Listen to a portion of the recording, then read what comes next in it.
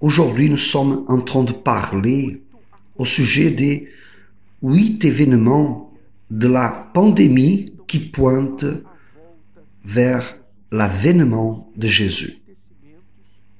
Les 8 événements sont déjà en train de se produire, qui pointent, selon les Écritures, vers l'avènement de Jésus et vers la fin du monde. Je ne veux pas, avec ce sujet, causer de l'alarme chez les gens. Je pense que nous avons déjà assez de panique par rapport à cette pandémie. L'objectif de ce message n'est pas d'apporter du panique, vous qui avez peur, vous qui craignez pour votre salut, vous qui avez déjà entendu parler des signes de la fin du monde, et vous vous inquiétez, mon Dieu, qu'est-ce qui arrive? Vous êtes préoccupé, vous qui êtes dominé par une peur. L'objectif de ce message, c'est précisément l'opposé. C'est de vous aider à vaincre toute raison que puisse exister pour vaincre la panique, la peur. Vous savez que la peur, elle vient de quelque chose qu'on ne connaît pas, qu'on ne sait pas. Mais lorsqu'on a de la connaissance, lorsqu'on sait ce que arrive, alors notre cœur, il est tranquille. Et c'est ça notre objectif ici, vous apporter la connaissance de la parole, vous aider à comprendre les événements de nos jours actuels, pour que vous puissiez alors, ayant la connaissance de ceci, vous puissiez assumer votre position et alors surmonter pas seulement la peur, mais tout ce qui viendra dans notre monde. Donc on va parler sur 8 événements qui sont en train d'agir dans ce monde. Je voulais que vous soyez attentifs. Un certain jour, on a posé la question par les disciples au Seigneur Jésus. Quel sera le signe de ton avènement et de la fin du monde? Les disciples ont demandé ça. Quel sera le signe de ton avènement et de la fin du monde? Vous pouvez voir ça en Matthieu 24, verset 3. Nous savons que l'avènement du Seigneur Jésus arrivera en des parties, par des phases. Jésus a dit qu'il y aurait une période avant sa venue, appelée le début des douleurs, que c'est la période que nous sommes déjà en train de rentrer, le début des douleurs. Et par la suite, se produirait son avènement, que viendrait en des parties, c'est-à-dire, Jésus ne va pas venir seulement d'une seule fois. Il y a toute une série d'événements qui vont se produire, qui vont amener jusqu'à l'avènement de Jésus dans sa totalité. Donc, nous pouvons voir dans la parole de Dieu que nous sommes maintenant dans le commencement des douleurs, que par la suite sera suivi de l'enlèvement. Ce sera l'événement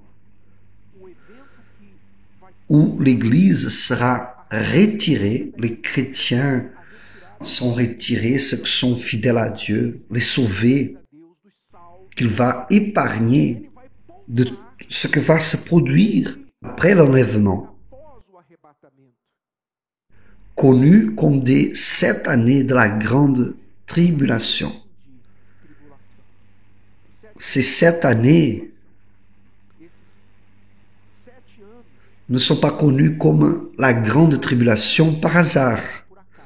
Si vous pensez que notre monde passe par un certain type de tribulation, alors c'est parce que vous n'avez pas vraiment l'idée de c'est quoi une tribulation. Mais on ne va pas rentrer dans cette période-là, mais il faut qu'on dise que ce qu'on voit, c'est une étincelle par rapport à l'incendie généralisé que se produira dans cette terre. Mais avec l'arrivée de cette grande tribulation, le monde sera très agité. On peut imaginer l'échelle de ce qu'on voit de nos jours déjà multipliée par 10, 100 fois plus. Aujourd'hui, il y a déjà une clameur, une panique, une peur qui domine les personnes. Les gouvernants ne savent pas ce qui va arriver. Ils prévoient la récession de l'économie si les choses ne changent pas en peu de temps. Et alors des choses pires que le coronavirus vont se produire si l'économie s'enfonce. Donc ce qui va arriver dans cette première phase de l'avènement du Seigneur Jésus, c'est que le monde va crier pour un sauveur, pour un leader mondial qui va mettre un certain type d'ordre, apporter de l'espoir pour la terre. Alors ce leader mondial dans la Bible est connu comme l'Antichrist. Et ce nom Antichrist ne veut pas dire quelqu'un qui est diabolique dans son apparence. Bien au contraire, il va être contre ce qui est Christ, ce qui est Dieu, mais son principal objectif sera de tromper les personnes avec une apparence de paix, d'un Messie, d'un sauveur pour l'humanité. Donc, pour que ce leader mondial se manifeste, il sera nécessaire que le plateau soit préparé. C'est-à-dire que les personnes de toutes les nations veulent ce leadership. Donc nous pouvons comprendre ici, par rapport à ces 8 signes, comment les événements de cette pandémie actuelle indiquent déjà que ce plateau pour la manifestation de cet antichrist, ce grand leader mondial, vienne et tout le monde veut qu'il prenne le contrôle de la situation. Donc, récapitulons, le Seigneur Jésus est aux portes, mais avant qu'il se manifeste, son Église sera retirée, le monde rentrera dans une période de grande tribulation durant 7 années, et au début de cette année, ce grand leader va se manifester comme, pas le sauveur d'une patrie, mais sauveur du monde entier. Donc le monde va vouloir que ce leader prenne le contrôle de toute l'humanité. Donc on va voir les signes qui indiquent que tout cela est déjà en train d'être préparé. Ce plateau se prépare. Et ce sont 8 signes que nous voyons déjà en train de se produire dans le monde. Voyons le premier signe. C'est Jésus a dit qu'à la fin des temps, un des signes, c'est qu'il y aurait des pestes en des divers endroits. Des pestes en des divers endroits, c'est-à-dire, c'est ce qui est écrit. Une nation se dressera contre une nation et un royaume contre un royaume. Et il y aura en divers endroits des famines, des pestes et des tremblements de terre. C'est-à-dire, cette emphase qu'on donne aux divers endroits, c'est très important parce que toujours il y a eu des pestes dans le monde. C'est pas aujourd'hui que l'humanité affronte une épidémie. Toujours il y a eu des épidémies et il y a eu déjà quelques pandémies qui sont des épidémies qui ont atteint le monde entier. Par contre, cette pandémie que nous vivons actuellement, celle du coronavirus, elle a quelques particularités. Elle est une pandémie qui rapidement atteint toute partie du monde. Quelque chose qui a commencé dans un pays, aujourd'hui, est déjà pratiquement dans tous les pays du monde. Et pas seulement ceci, c'est que on prévoit qu'elle sera une pandémie qui atteindra des records de personnes infectées. Quelques statistiques, prévisions, parlent déjà de plus d'un milliard de personnes qui seront infectées par le coronavirus, c'est-à-dire une pandémie à une échelle qu'on n'a jamais vue auparavant. Donc, lorsque Jésus parle qu'il y aurait des pestes en plusieurs endroits, nous le voyons déjà se produire de nos jours. C'est le premier signe. Et ce premier signe nous amène au deuxième événement, deuxième signe. C'est que il n'y aura plus de problème d'un seul pays. Il n'y aura plus de problème d'un seul pays. C'est-à-dire le monde devient qu'un seul. Ce qui a commencé là-bas en Chine s'est éparpillé par le monde entier. Au Brésil, aux États-Unis, en Afrique, Australie, Japon. Tout le monde a été affecté par un problème qui s'est produit dans un seul pays. Donc tout le monde actuellement responsabilise la Chine parce qu'il est en train de s'arriver dans le monde entier.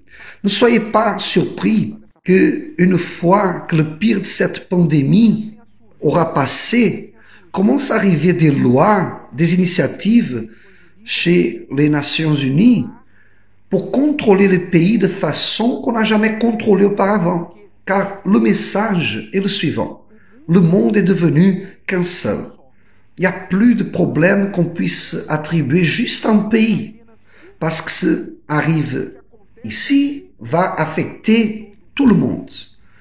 Donc ce message de globalité, que tous sont un seul, que la Terre est notre mère et que nous devons répondre tous à la même planète, c'est un message très attirant que les personnes aiment et trouvent, et qu'il y a beaucoup de gens qui adhèrent à cela.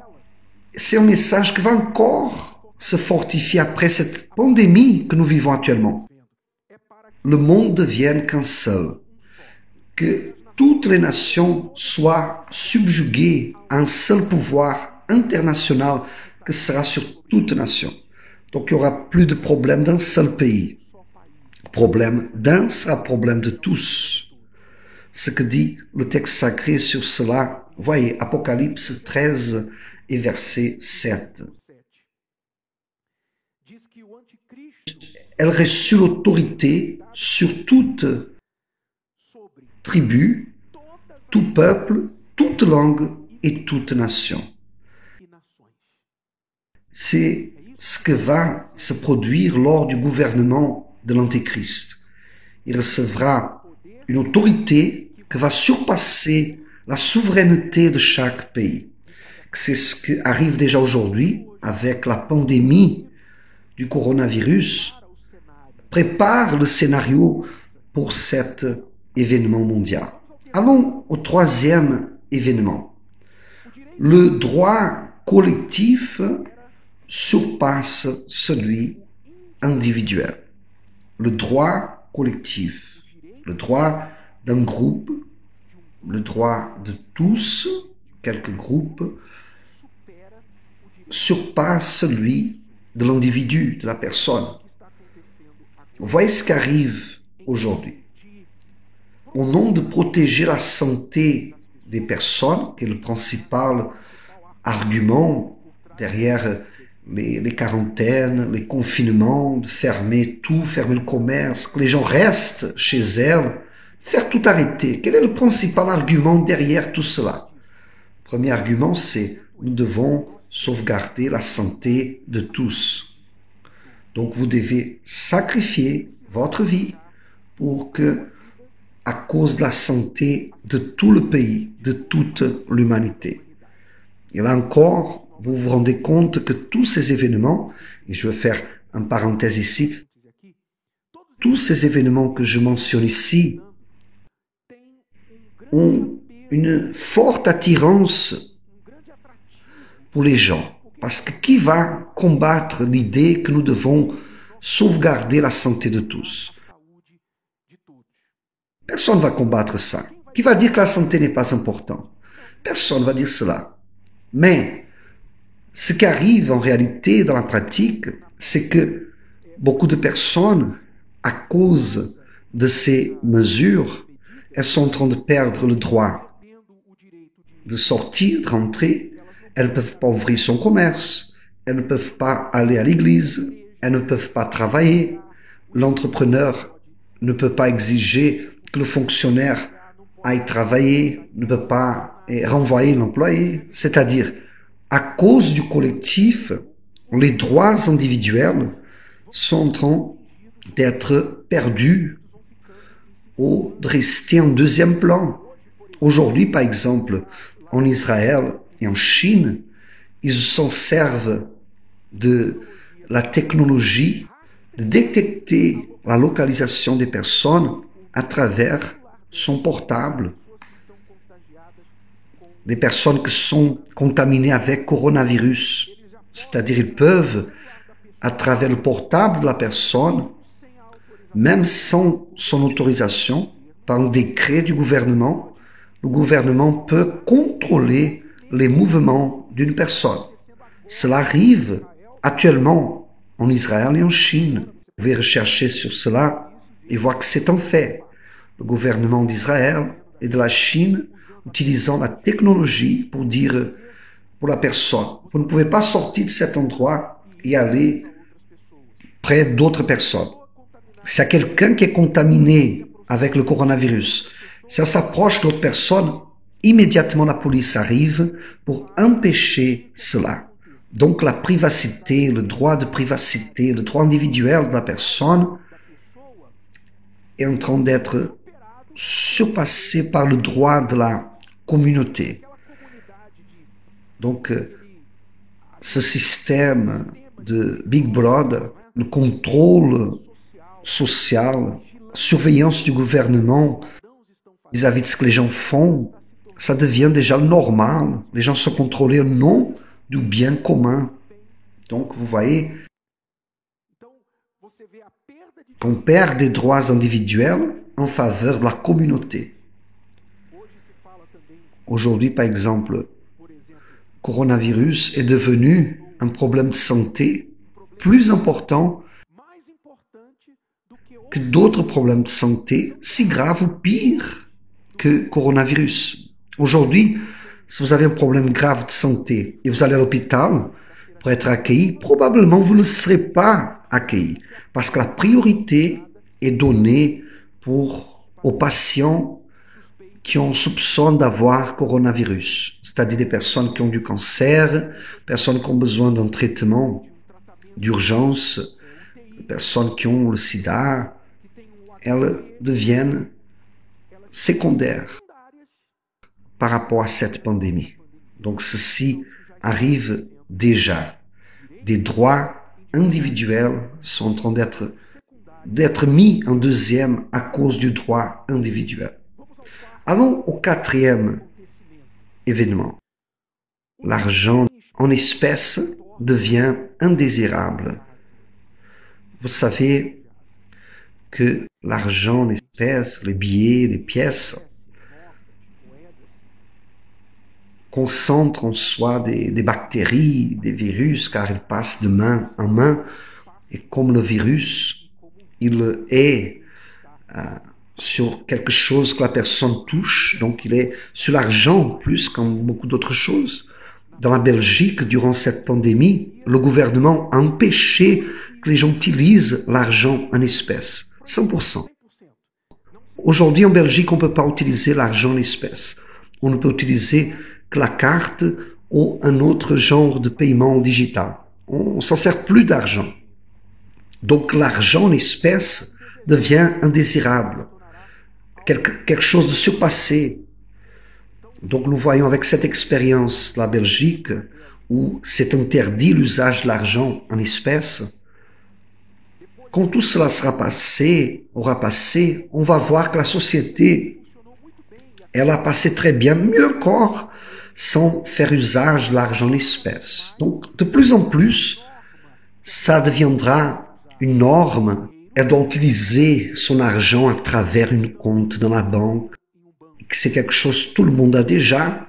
Mais aujourd'hui, l'argent offre encore à la personne un certain type de valeur dans ses mains qu'elle peut garder dans ses mains. Mais lorsque tout sera digitalisé, la personne il fera partie officiellement d'un système. C'est-à-dire, elle ne pourra pas vendre ni acheter si elle n'aura pas comment payer avec une forme digitale.